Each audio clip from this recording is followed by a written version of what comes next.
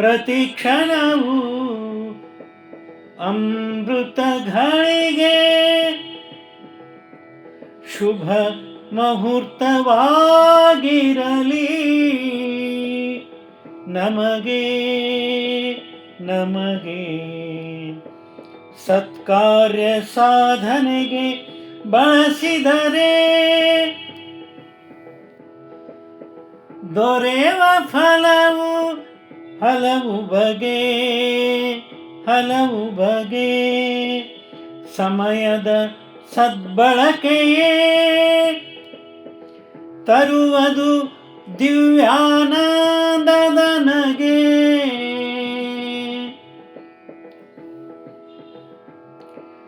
ನಿಜಾತ್ಮ ಶಿವ ತೋರುವ ಸಾರ್ವಕಾಲಿಕ ಸತ್ಯ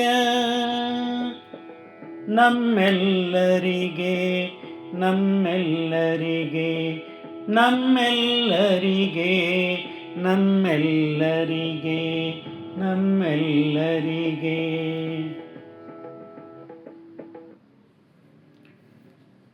ಈ ದೇವರು ಕರುಣಿಸಿದಂಥ ಒಂದು ಅಮೂಲ್ಯವಾದದ್ದು ಯಾವುದಂದರೆ ಅದು ಸಮಯ. ಆ ಸಮಯದೊಳಗೆ ನಾವಿದ್ದೇವೆ. ಆ ಸಮಯದ ಸದ್ಬಳಕೆಯನ್ನು ನಾವು ಮಾಡಬೇಕಾಗಿದೆ. ಅದಕ್ಕಾಗಿ ಪ್ರತಿ ಕ್ಷಣವೂ ಕೂಡ ನಮಗೆ ಒಂದು ಅಮೃತ ಘಳಿಗೆ ಇದ್ದ ಹಾಗೆ. ಅದೇ ಶುಭ ಮುಹೂರ್ತ ಅಂತ ತಿಳ್ಕೊಂಡು ನಾವು ಅದನ್ನು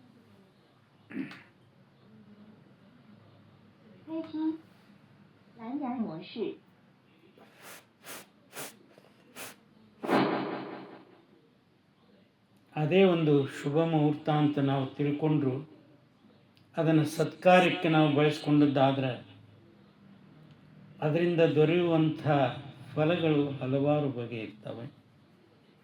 ಅದಕ್ಕೆಲ್ಲ ಸಮಯದ ಸದ್ಬಳಕೆ ಬಹಳ ಮುಖ್ಯ ಆಗ್ತದೆ. ಹಾಗೂ ನಮ್ಮ ಮುಖದಲ್ಲಿ ಒಂದು ದಿವ್ಯಾನಂದದ ನಗೆ ಸದಾಕಾಲ ಇರಲಿಕ್ಕೆ ಅದು ಕಾರಣೀಭೂತ ಆಗ್ತದೆ.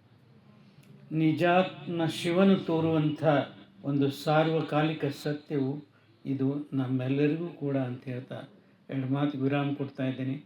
ಇದೊಂದು ಸ್ವರಚಿತ ವಚನ. ಹಾಡಿದವರು ರವೀಂದ್ರ ಜಕಾತಿ.